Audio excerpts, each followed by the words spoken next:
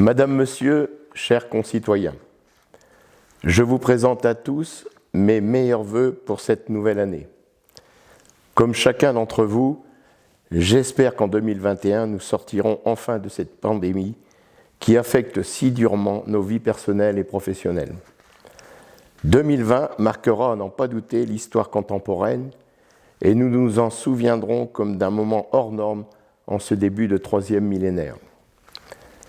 Mais 2020 aura été aussi l'année du renouvellement des conseils municipaux dans les conditions compliquées que chacun sait.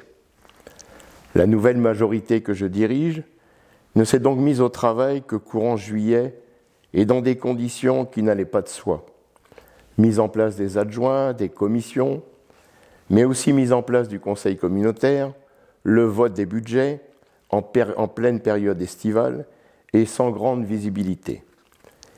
Il aura encore fallu procéder à des recrutements importants, certains restés en suspens depuis le premier confinement et d'autres pour pallier au départ inévitable quand il y a un renouvellement d'équipe. Ces difficultés, aussi gênantes fussent-elles, ne nous ont pas freinés dans nos premières actions. Chacun a pu apprécier rapidement le retour de l'éclairage public la nuit, un nettoyage plus régulier de nos rues, de nos places, de nos parcs et du cimetière, une nouvelle dynamique pour le marché, un service jeunesse mieux en phase avec les attentes, la résidence autonomie à nouveau attractive pour ses résidents. Nous avons encore adapté nos services périscolaires pour faire face aux contraintes et aux protocoles sanitaires. Enfin, nous avons apporté la logistique pour que la pharmacie de Mouy et les infirmières puissent organiser le dépistage de la Covid. C'est une coopération qui a rencontré une large adhésion puisque plus de 500 dépistages avaient été réalisés au 31 décembre. Cette initiative devrait d'ailleurs servir d'expérience lorsque nous arriverons à la vaccination à grande échelle de notre population.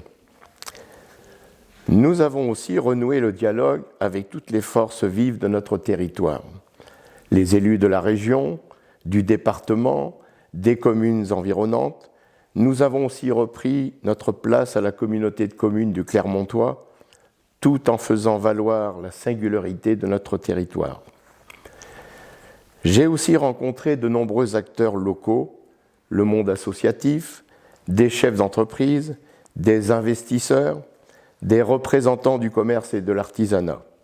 Enfin, moi-même et mes adjoints sommes disponibles auprès de tous les habitants qui le souhaitent. Parce que je pense que la redynamisation de notre commune passe par un dialogue fécond avec toutes et tous, et que la volonté de rassembler est le meilleur moyen d'être fort et efficace dans l'intérêt de notre commune. Au cours de ce premier trimestre 2021, nous allons voter le premier budget que nous aurons réellement décidé. Nous allons alors engager nos premiers investissements qui seront les marqueurs de notre mandat. Il est cependant trop tôt pour en lister encore l'amplitude. Notre feuille de route n'est cependant pas dénuée d'embûches. Ainsi, comme nous l'avons déjà souligné, nous avons découvert en arrivant un manque de place important à la cantine scolaire et nous allons devoir trouver une solution d'urgence pour la prochaine rentrée. Car le transfert de l'ALSH qui devra libérer des locaux pour y installer de façon pérenne une antenne de la restauration scolaire à Curie ne sera pas opérationnel avant la rentrée 2024.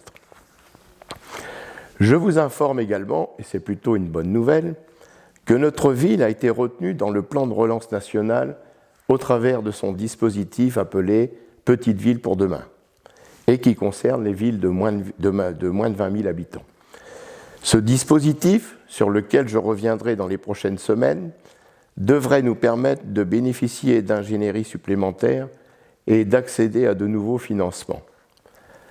Il ne faut cependant pas perdre de vue que les dotations de l'État auprès des collectivités territoriales devraient baisser de l'ordre de 7,2 milliards en 2021 et ne seront compensées qu'à hauteur de 4,2 milliards. Notre commune en sera donc impactée. 2021 devrait encore voir la réalisation de la dernière grosse tranche d'assainissement de notre ville qui concerne le boulevard Berceau. Nous devrions, dans l'élan, y réaliser les trottoirs et les caniveaux.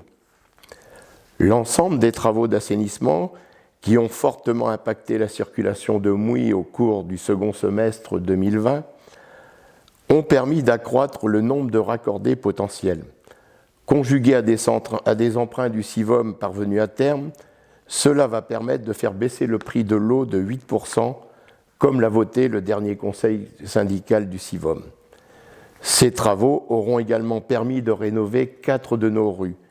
Les rues Léon Bohard et Gambetta, assurées par le Sivom, la rue Madame de Beauchy par la commune, et la rue des Caves, dont l'enrobé provisoire est assumé par le Sivom, et la réfection définitive le sera par le conseil départemental au cours de l'été prochain. Les services techniques de la commune en auront profité pour réaliser de nombreux caniveaux et bateaux de sortie pour les riverains. Nous ne savons pas encore quand nous sortirons des contraintes sanitaires, même si la perspective d'une vaccination à grande échelle constitue un espoir d'une sortie de crise dans l'année. Il faut être patient et ne pas relâcher nos comportements. Pour ce qui concerne vos élus, ils resteront sur la brèche. Ils resteront mobilisés auprès de vous, attentifs aux difficultés des associations, du monde économique et de la communauté éducative.